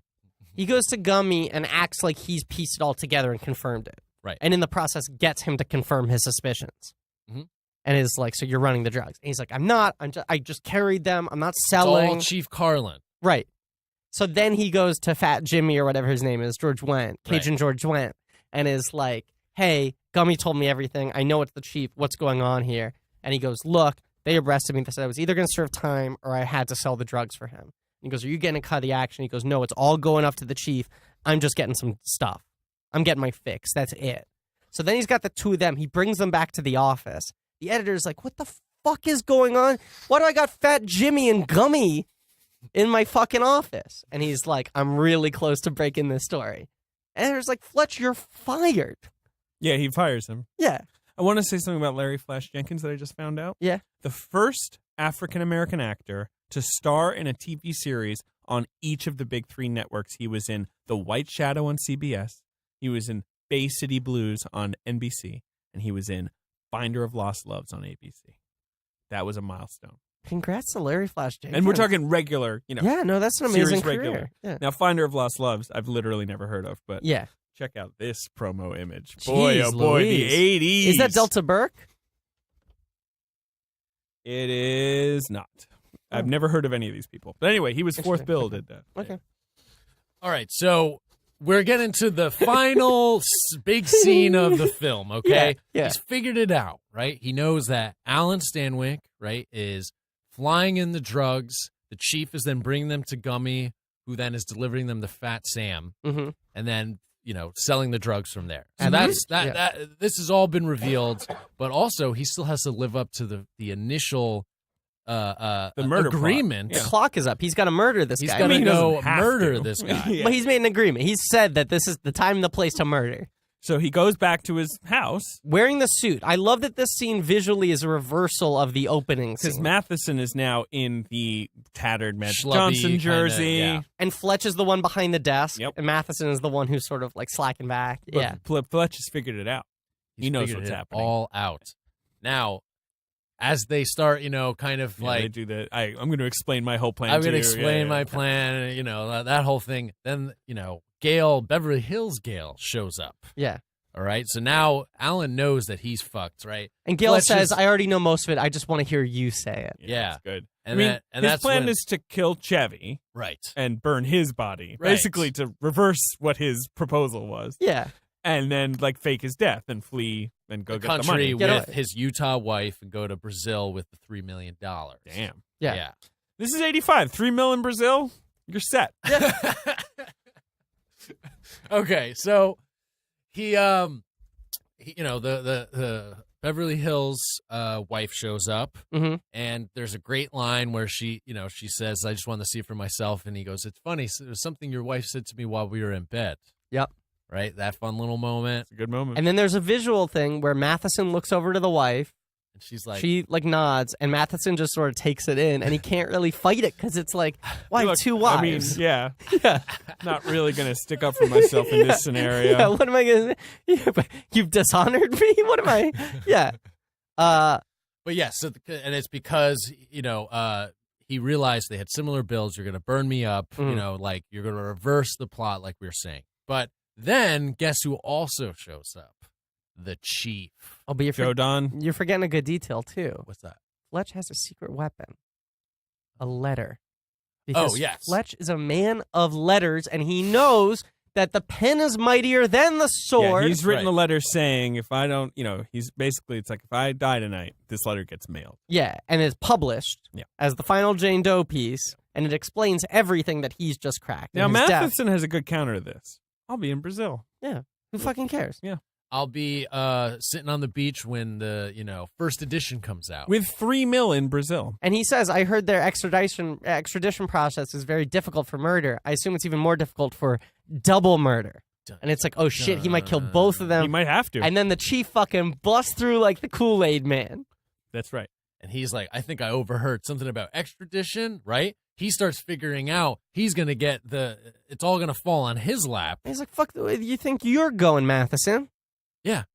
Shoots that motherfucker. Dead. He shoots Boom. him just out of nowhere almost. It's Yeah. kind of brutal. It is. He shoots Matheson dead. I mean, listen up. That's how you get second billing. It's true. Joe Don is like, yeah, you were wondering why I'm second bill. Bam! because That's why. Matheson was going to be too, and then Joe Don shot him. Yeah, he gets the end. Yeah. He gets the end. And so, is Fletch going to make it? It's not. I'm not sure if he is. I don't either. I'm a little I'm nervous. worried. But then, I think he's gonna I'm make real it. scared. I think he'll make he's it. crafty, right? He's always looking around. He's always Ben's trying to making figure a hand out. gesture Making a right finger now. gesture, He's yeah. he's smacking together his thumb and his two center fingers, his middle and his ring finger. And he notices, well, there's a fireplace gauge to turn the gas on. Turns that fucker up. Yeah. Boom. Big fucking flame right in Chief's face. Yeah. Knocks him out. Gets the gun. Girl, though, is the one that gives the final blow with a tennis racket. Yeah, she knocks out Joe Don with a 'Cause tennis racket. He showed her how to serve That's right. at the country club. Bam! It all comes together. It all Yeah. comes full circle. I love Yeah. it when a plan comes together. Fletch says that, right? Yeah, I love it when a Fletch comes together. Plan says that, right? And so in the end, the chief is busted. Fletch is the big hero because he published this great piece that probably got picked up by a bunch of different papers nationally. But what else does he say to his boss? I quit. He quits. Fuck you. You didn't believe in me. He didn't believe in him. Well, Fletch, I mean, of course. I mean, come on. Oh, I was just giving you a hard time. I'm out of here. He also has a big stack of things he wants to write off. Yeah. I like that too. Like wigs. Yeah, wigs and fake teeth and stuff. Plane tickets. And he also gets his final blow in as he's like writing up his final piece. Pulls a chair out from the secretary. Yeah. So she sits on the fucking floor. She falls down. But Fletch hates phonies. He knows that when the chips were down, his editor didn't believe in him. He can pick his own editor now. Yeah. You know? He's fucking Fletch, man. Maybe he'll go to the Sacramento Bee. Don't call him Irwin. He's Fletch. Right. Do you know that I don't know if they say in the film, but in the books it's like a big running joke. His name's like Irwin M. Fletch, so his initials are I. M. Fletch. Yeah. Yes. They do mention that once in the movie. Yeah. Fletcher. And so in the end, he takes the plane tickets that were purchased in cash with, like drug money cash. Someone's got to use them. But somebody's got to use them. And so he convinces Beverly Hills Gale to go and take a flight with him. Mm-hmm. And then you've got a great little unnecessary scene of them walking on the beach with some really dumb voiceover. And he's trying to sell her on the Lakers. Right. He's really trying to sell her on the Lakers. She doesn't know anything about basketball. I mean, she's expressing a lot of my opinions on basketball, which is like, don't you think it's childish that they have to dribble the ball up and or like bounce the ball up and down? He goes, it's dribbling. Come on. But there's the voiceover that hasn't been there since the beginning of the film. And what's the final joke? No, it pops in one time in the middle of the movie. Really? It's very jarring, yes. What's the final joke of the movie? So the final joke of the movie is she really doesn't grasp basketball, but we have our own version of one-on-one, and she thinks I'm the bravest man there is. Yeah. They're talking about banging. Right. And then he goes, also, I charged the whole trip to Mr. Underhill's American Express. Do you want the number? Bit by bit. Bit by... Like, that's great. I mean, Fletch fucking sticks the landing. We should say then the closing credits ensue, and it's just freeze frames of like the best parts of the movie, basically, like while the credits play over them. It's just close-ups of Fletch. Yeah, it's just Chevy Chase's fucking shit-eating grin. It's like you forgot how much you liked Fletch. They're going to show you some pictures of Fletch. Well, there's the joke earlier in the movie where the parents, Stanwyck's parents, try to show him their photo album because he wants the one picture of him with the wife. Oh yeah. And he goes, "Do you want to see some more from the reception?" He goes, "No, I'm trying to quit." And then the credit sequence feels like a photo album of Fletch, of like Fletch's finest moments. That's true. Yeah. Fletch is a great guy. I mean, I'm so glad that we did this. This is so ridiculous. But it's also like, this is not the kind of film we've really covered yet. Well, this is the thing. It's fun to talk about these things. And it is kind of what we fun. like about them. Yeah. I would say, like, this one, plot-wise, is pretty convoluted. Like, I think we did some, justice without really getting into it. Like, you know, it's got a lot of business. It's got a lot of moving around. But overall, I mean, come on, guys. It's Chevy Chase, and it's, like, fun, and it's, like, a detective movie. Like, it's got fucking card catalogs. It's got microfiche. All right? It's got disguises. I can't sell you enough on this. Yeah, I don't need to be sold because I've already bought in. I'm a Fletch fan, baby. I really liked Fletch. I really liked Fletch. I could see it being the kind of movie I would watch over and over when I was a younger man. I don't know that I'm going to watch it over and over now, but I really liked Fletch. So we talked about Fletch lives. Fletch lives, rather. Wow. I've messed up almost every name of anything, any proper name of an actor or title. I fucked up today. Fletch lives, kill the franchise. Yes. Okay. As did Chevy Chase. It's like, yeah, if Chevy Chase had stayed a superstar, Fletch Lives quality would not have really been a problem. They would have made a third Fletch with him. But, he went off the rails, too. Right, he made the Chevy Chase show. Yeah. That's what happened with Vacation. Was like European bombed pretty hard, but they gave him a third shot, and Christmas was a rebound. Right. Right. And Fletch, that didn't happen. He was out of chances, right? Okay, so 1997. Kevin Smith is hot, right? He's So, got yeah, this sort of he's overall deal Chasing Amy with Miramax. has just come out, and everyone's like, "Oh, Kevin Smith! Like, is this the comedy director of the future? You know, Kevin Smith. When's he going to make like a bigger mainstream movie?" Right. And he goes to Harvey Weinstein, who's his guy, and he goes, "I want to reboot Fletch." Oh, I didn't know this. Okay, So the third Fletch movie is like one of Hollywood's longest running like reboot. Like they've been trying to do this for literally 20 years. I'm about to blow your mind. This Oh is my like God. a long story with a long list of names. Okay, This is awesome. All right. So he goes to them, and the original pitch is Son of Fletch. Yeah, right. Chevy Chase plays Fletch. Right. Pass Right. the torch. Joey Lauren Adams, who is like, Kevin Smith had been using a lot at that His point and was girlfriend. dating as well. okay. Using in several ways. Who is great in Hey, Yeah. She's a great actress. She's great in Chasing Amy. Yeah, she's a really good actress. I like her a lot. I wish she was still around, doing stuff on a large basis. She would play Fletch's daughter. Her new boyfriend is Jason Lee. Jason Lee sort of gets trained in the ways of Fletch, becomes the new sort of Fletch. Yeah, no, let me say something about this. This is a god-awful, stupid idea. I agree. It's a dumb Jason Lee? fucking idea. Yeah, he can't carry that character. No. I mean, way. Kevin Smith repeatedly tried to make Jason Lee happen. No, that was never a good I idea. like Jason Lee a lot. I like Jason Lee, too. This is not... Fletch is not the right role for him. No. But he plants his flag in the ground, and he sort of says, like, I'm making Fletch with Jason Lee or no one. And so Weinstein's like, great, okay, I'll greenlight it as soon as Jason Lee is a movie star, is a leading man, Yeah, right? Yeah. Let me know when that happens. Right, and so Jason Lee's doing other stuff. He's Let's remember, like, Jason Lee was like, he already tried this trick with Mallrats, Yeah. and that had fucking blown up in everyone's face. Right. Yeah. But then it's like, he's doing, what was it, 3 to Tango? Like, he's doing, not 3 to Tango. No. No, what's the one? Jason Lee did Kissing a Fool? What's the one that Jason Lee's in? Am I going to have to look up Jason Lee He's in right one now? of those 3-person romantic comedies where it's Jason Lee, like Nev Campbell, and another guy. Well, you're 3 to Tango is Matthew Perry, Nev Campbell, and Dylan McDermott. Right. Which is one of the worst movies And then- ever made. That's the one where Matthew Perry pretends to be gay. Right. I think Kissing a Fool is maybe Kissing Matthew a Fool, Perry's. 98. No, Matthew Perry's not in that one, is he? It's David Schwimmer, Jason you got Lee, it. Schwimmer, Jason Lee, Hayek. Millie Avital. Oh, Yeah, I okay. don't know her. But he's like doing that, and then he was getting bigger parts in the Cameron That's the Crowe movie that was movies. directed by Entourage creator Doug Ellen. Exactly. Thank you. Exactly. Thank you. No, I mean, oh yeah. Jason Lee's run is, Yeah. he makes movies like that. He's in Dogma, obviously, but it's a Right. small role. He's in Almost Famous, in which he literally plays someone who is upstaged by Right. his co-star. Like, that's like the role. He's a great character actor. He's a great supporting player, and I He's mean, in Vanilla Sky, where he's like, Tom Cruise, Yeah. I'm your friend. Like, over and so over. I mean, yeah. So Look forward to our Vanilla Sky episode, by yes, the way. definitely happening very soon.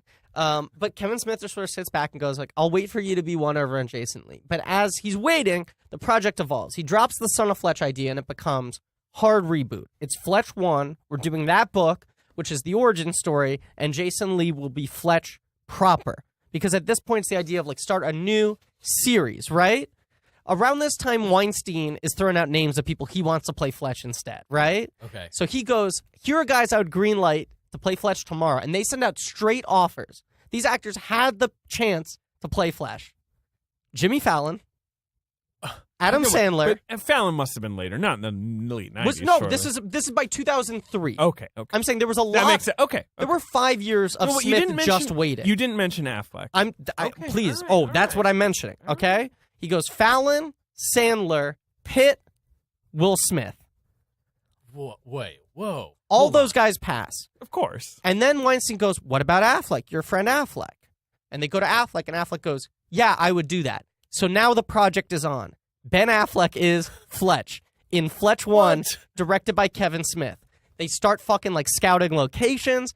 They're starting to they're in, pre-production. Uh-huh. They're not like ready to go, but they're starting to develop Was it it. set in Boston? Yeah, probably. Gross. 3 weeks No, later. Smith sets his movies in Jersey. I mean, yeah, but I was just thinking Affleck. Yeah. This is 2003 now. 3 weeks in, Affleck's like, I can't do this. Affleck's got to make and Geely. yeah, Right? Yeah. Right. Okay, so Affleck pulls out. This is like right before Geely comes out. So now they're back to like square one. Mhm. Here's the new group of names that get thrown out, okay? Zach Braff, Oh, who's popping off of Scrubs, right? Garden State. Dave Chappelle, who I think is a brilliant choice. Yeah, Chappelle would have been good. Oh, he would have been so good. Yes. And Kevin Smith was like totally for it, and Weinstein was like, no way. The thing was, I think the story that I've heard is that Smith was like, I'd do Chappelle. Yeah. And Weinstein was like, no, how about Zach Braff? And Smith was like, like he thought about it, and then he dropped out when it made Jersey Girl. Good job, buddy. Yeah. The other one that got thrown out there was Ellen DeGeneres. Yeah. I would be into Would that. kind of That'd be work. good. She's got the same kind of shaggy, like running commentary quality to her comedy, where she's just kind of chatting to herself a lot. So she'd I probably think be pretty the key good. to Fletch is Fletch has to be the smartest person in the room, and Fletch has to be unflappable. Sure. And so stand-ups, people with like strict comedy backgrounds in sketch or stand-up, like Chase, like Chappelle, like DeGeneres, are better than just like an actor who's kind of funny. I mean, like Affleck could be a total bore. Oh, it'd be a like nightmare. That. You know, someone who's that handsome and like just kind of a boring movie star. That doesn't work. That's not what you want. I wouldn't want that. Braff, who knows? I don't think he's confident enough, and that's apparently what it came down to. Is Smith said he's not confident enough. I mean, Braff's comedy. I mean, his Scrubs character. Yeah. The joke is the opposite. Is that Yeah. he's kind of like silly and Right. Is that Fletch isn't like conventionally cool, but he doesn't give a shit what anyone thinks. But anyway, On the other side of town, Brett Ratner knows that the Fletch rights are maybe up for renewal, and he goes to New Line and he goes, "Could we get Fletch? I do it with Chris Tucker." Well, I didn't know about that. That's crazy. Okay? Yeah. So then that falls through. Weinstein re-ups the rights.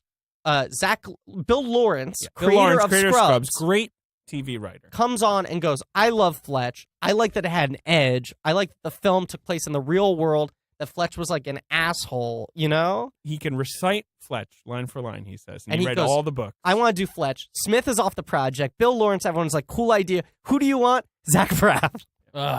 This was like, announced. oh, come this on. film was announced. Was formally announced, was going ahead. And then Braff bowed out. He said, Braff summed up the challenge of Fletch remake concisely saying, whoever takes on the remake really has to nail it. And even then, most people hate it unless it's Chevy Chase. He feels like the expectations are too high. He drops out. Yeah, he's went not out wrong. I mean, that is like so a film like designed for a Chevy Chase type. You know, Yes. it's like perfect. It really is. Okay, so we're like 2006 now, right? Bill Lawrence is still on. Weinstein goes out to his next three guys. Justin Long. Ugh, God. John Krasinski. Ryan Reynolds. Why is it all like the dregs of like fucking comedic actors? Ryan Reynolds has a Chevy Chase vibe. That He's is got a what vibe. he does, but I mean, he wouldn't be good. He wouldn't be as good, but he's the right type at he's least. too hot. Yes. Yeah, he's too good looking. He's too good looking. I mean, that's kind of the problem with a lot of Hollywood these days. It's too hot. But Reynolds said, absolutely no way. Direct quote, it's hallowed ground. I don't want to touch it. Right? Hallowed ground. Hallowed ground. I'm sorry. I'm mispronouncing everything. It's hollowed today. out. Okay. So then Bill Lawrence goes, I don't know. I want to focus on TV. I'm dropping out. They get Steve Pink. Yeah. Who's like John Cusack's buddy, co-wrote like High Fidelity, Gross Point Blank, right? Yeah, he later directed the Hot Tub Time Machine movies and accepted. He comes on. Okay, movement, traction. Who you going to cast? Joshua Jackson Ugh. from Fringe. Oh my God. And Dawson's Creek. Yeah. So this is now like 2007, right? Everyone's like, I like Josh Jackson. I just don't that's mean not the no. right choice, No. right? No. Okay, so that happens. It falls away. Weinstein's career is in a weird place now. They've now set the Weinstein Company. The Miramax is dissolved, right? The rights eventually just fully lapse. Warner Brothers picks it up, and they're like, we made an aggressive bid for all 11 Fletch books.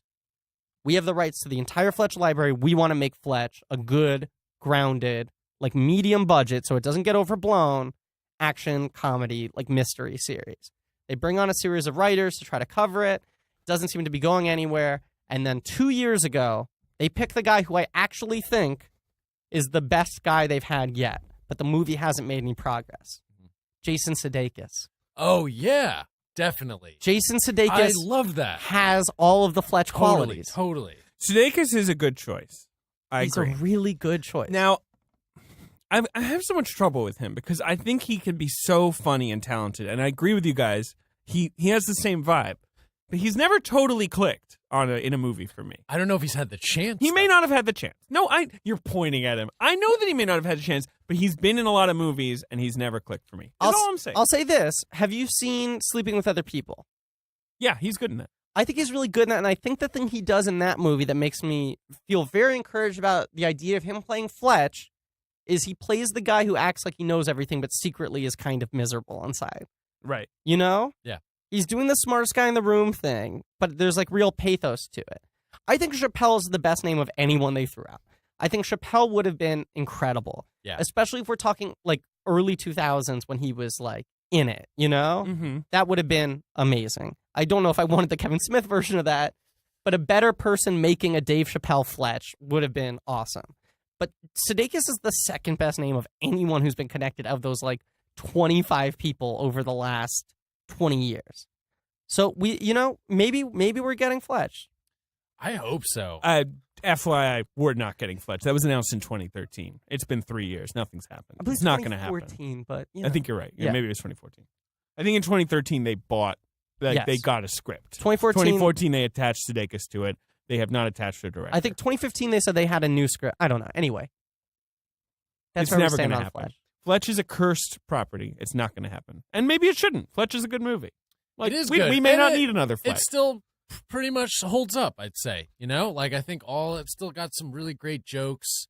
I mean, time kind of wasn't as kind to some of the like other elements. Like I feel like there's a couple of like racier, kind of jokes, but otherwise it still holds up. It's still a great film. It's like I'd say, for me, I always thought of it as like if you build a movie around a personality or like like this is Chevy's movie. I think this is such a strong example of like taking a comedic actor and building like a movie around his sensibility. It's a great star vehicle. Yeah, it's a really, really good star vehicle. Yeah. Can I throw something out there for all you Hollywood bigwigs who are listening? Oh yeah, because I don't know. Maybe Sudeikis is still loosely attached. Maybe you're waiting on a script. Maybe you're trying to find a director. Maybe that's lapsed. Maybe he's not interested anymore. Maybe the game's open. I got 4 words for you. Oh, okay. Ready? Here's my suggestion, and let's see if the hairs stand up on the back of your neck. Ben Hosley is Fletch.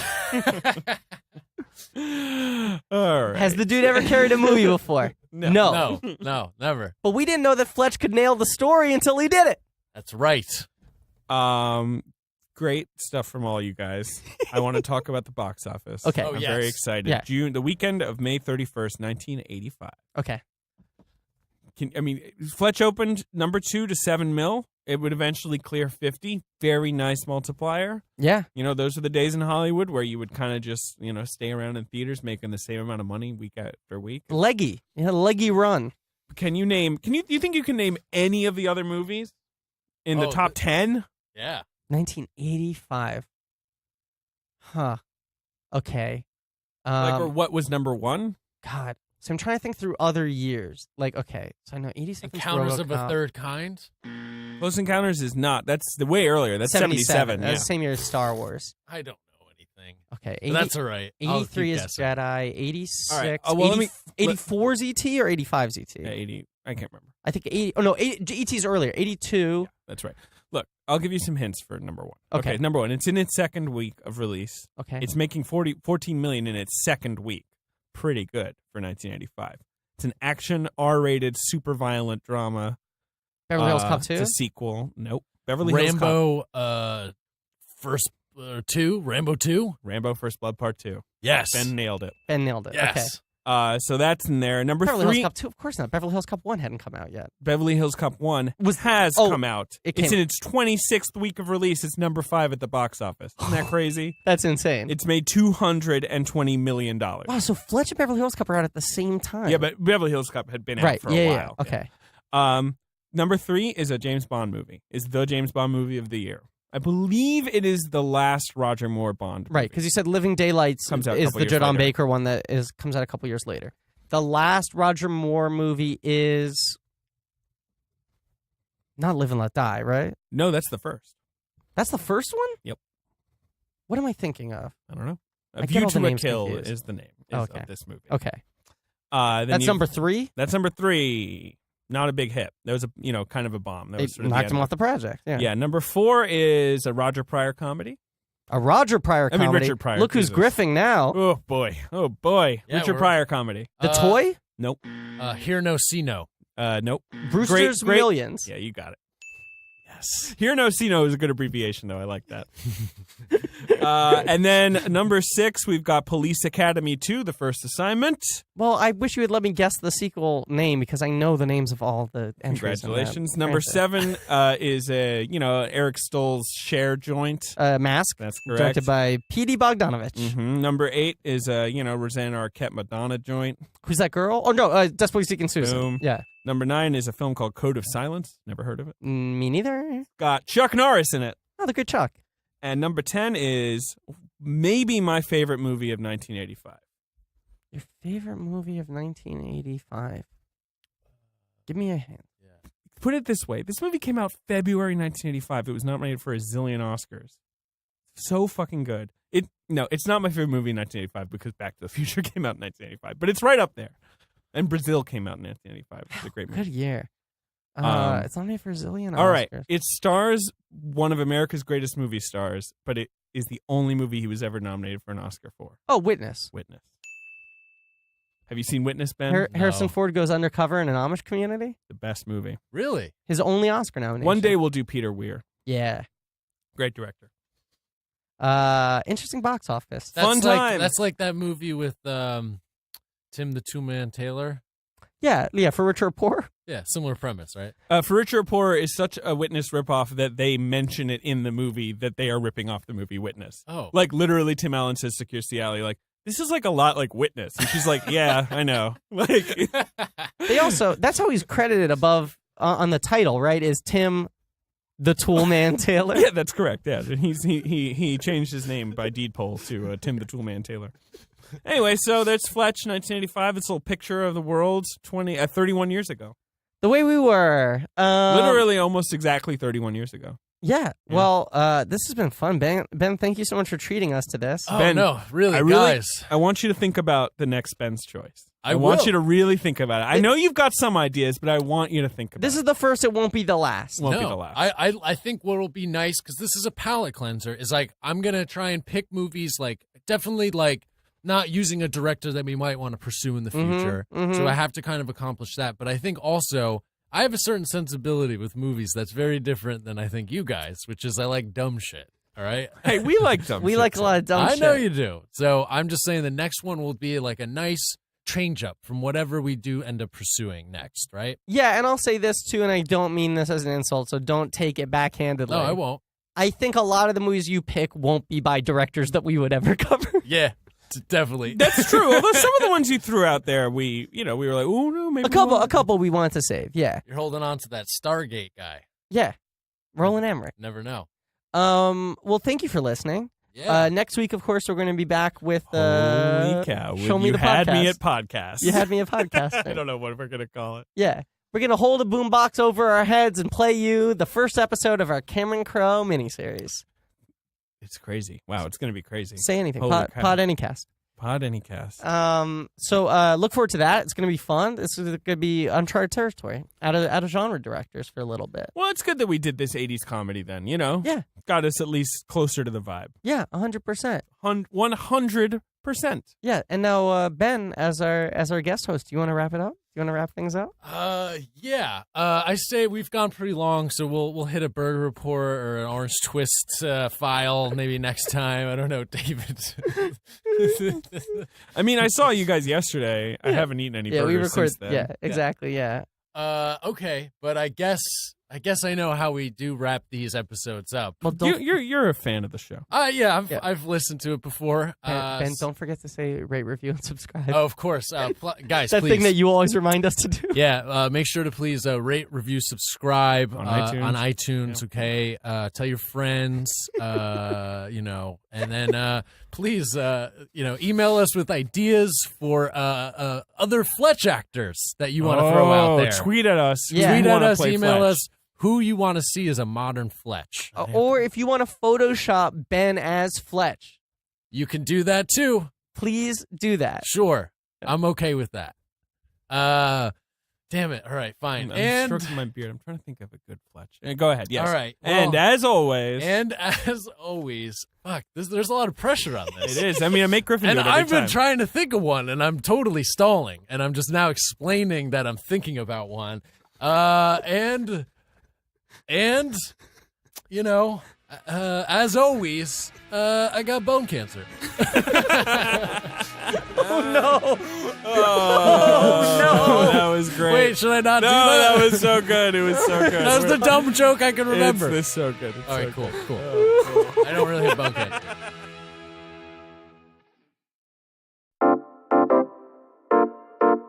This has been a UCB Comedy production. Check out our other shows on the UCB Comedy Podcast Network.